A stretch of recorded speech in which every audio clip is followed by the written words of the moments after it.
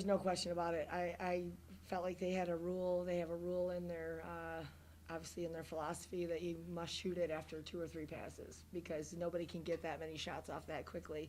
Apparently, we have adopted that rule. So, but you know what? It was one of those deals where we couldn't stop them, and then in turn they couldn't stop us. And it was, we did a nice job of making plays out of their press because that's kind of what they do. They pressure, and yeah, did we turn it over and give up some easy buckets? Absolutely. But at the same token, we also made some really good plays by dribbling through it, getting some layups, some and ones, getting some nice open looks for our shooters. So, I mean, it really was a game of just back and forth, and we dug ourselves a little bit of a hole, and then Sine came and she caught a little fire and got us back into it, and we just really couldn't finish. But I mean, if you look at this, I mean, it's unbelievable. Every category is just about even. Outside of the couple of buckets they made 40, we made 37. We both made 8 threes. You know, we're 14 and 16 at the line. Both, you know, rebounding is a huge key. So for us to only get out rebounded by 1 in that scenario, even down Megan Galloway, it is huge builder for us. So you know, outside of winning the game and being able to be happy, I'm okay with our efforts, and we never gave up. So, Coach, talk about Alicia's double performance too. 33 points, a career high, and then 10 boards as well. Yeah, you know, I said this in the post game on the Horizon League Network. You know, she's a kid that hadn't really played organized basketball outside of the YMCA and playing with her dad up at, you know, Traverse City Christian and at the church gym. And so she hasn't really played organized basketball in probably like 2 years, and she only spent 1 year at Cornerstone. So, you know, I know she had it in her. She's the grandma of the team. She's like 22 years old. She's only a junior, but she's one of those kids that just has the ability, and with every game she just gets better and better. She's more confident, and the fact is, when she's the only person on her homeschool team, she is forced to pass, she's forced to rebound. So she has those tendencies in her right now to crash the boards all the time because that's what she did in her homeschool league. So that's great that she has those habits. I wish a couple more had those habits, but you know, that's what allows her to get rebounds day in and day out. And you need that too if you're lack of size. Yeah, yep. I mean, like I said, we were down 1 today.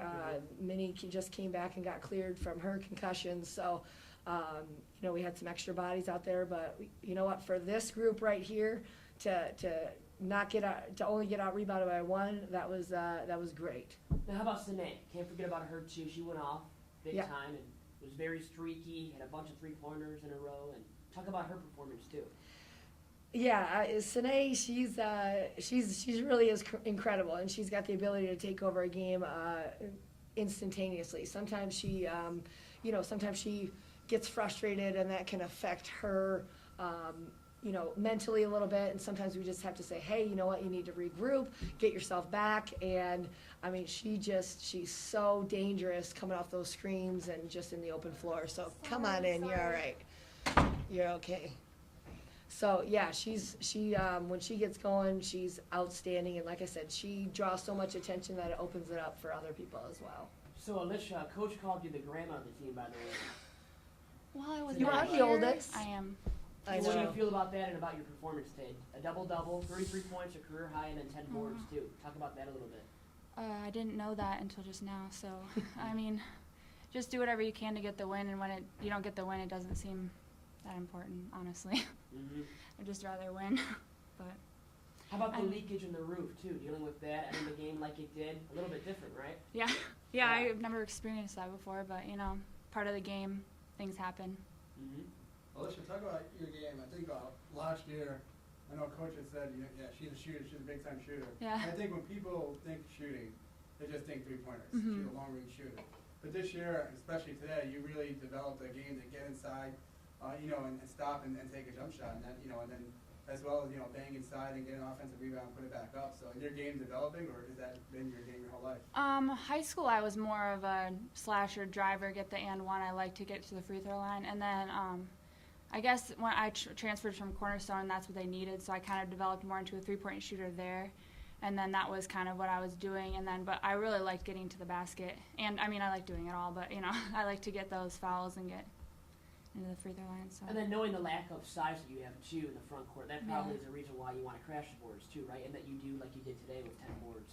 Yeah, I just mean that's one of our keys. We all have to rebound. We all have to box out. Like, it's everybody's job. It's not just, you know, the post job. It's all of ours responsibility. So. How fun was it watching Sinead, too, go off like she did today? Yeah, that was great. I didn't have to. I was just like, yeah, keep shooting, you know. She was feeling it. Yeah, she did a great job right off the picks, getting in the basket. She made a couple of, you know, they doubled on her. She kicked it out to Devonna and Haley, I think. So that was just, she did a really good job today. It was great. Then Coach, another player that Jack come back today, I believe she ended up with 8 or 9 assists, Taylor McAllister. I mean, what does she mean for this offense to, you know, to come back and distribute the ball?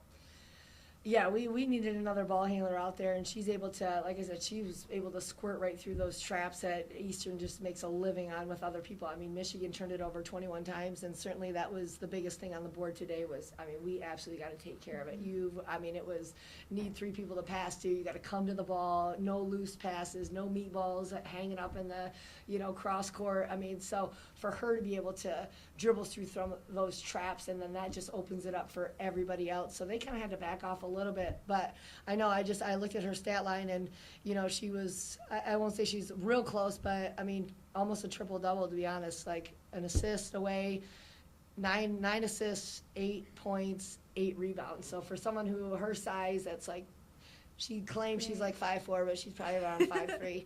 I'd like to see her and Sweeney back to back. But anyway, you know, so for her to have that kind of a performance after being out a couple weeks, but that just eliminates a lot of responsibility for these guys. They can be receivers, and just to have her even defensively get after people, and it's just a huge return for our team.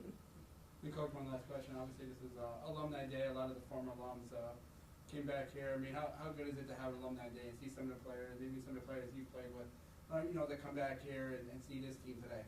You know, and unfortunately the weather played a part in. We had probably about 10 more people RSVP, and you know, obviously the roads are a little bit icy right now. So, but the ones that came, I mean, Zamora Davis, I see her, I see Talisha Washington, and just Lauren Allen, and you know, I don't mean to forget anybody, but those are the kids that like played for me personally, and it's just so nice to have that camaraderie, and just you go through the wars for 4 years, and they think you're the worst person on earth, and you yell at them and this and that, but then every single person has emailed me or written me a letter after saying thank you, I enjoyed my experience, and they understand why you do the things they do. Especially all of them think they're a coach after they graduate, so then they got their teams, oh, our team is rotten, they don't listen, I go, is that so?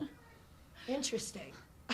So they have that new perspective, and then they realize that it's nothing ever personal, and I'll love them, and if they ever need anything for the rest of their life, they can always come to me, and we will embrace them open arms till the end. So it's just, I'm excited to go see them now. So what does it mean to you then when you see those players come back that you've coached personally, and then they email you with those responses about their teams? And you know, it's either like a year after, or maybe even some people take like about 5 years. But you know, traditionally we've gotten after them, and you know, we want this to be the toughest, most challenging times of their life, so that when they go out in the real world, like Lauren Allen, she has been elevated in her business where she's at. She's almost to the top of her company, and she says, you know, other people that haven't gone through maybe Division I athletics don't understand getting up at 6 and the discipline it takes, and the practices and the academics.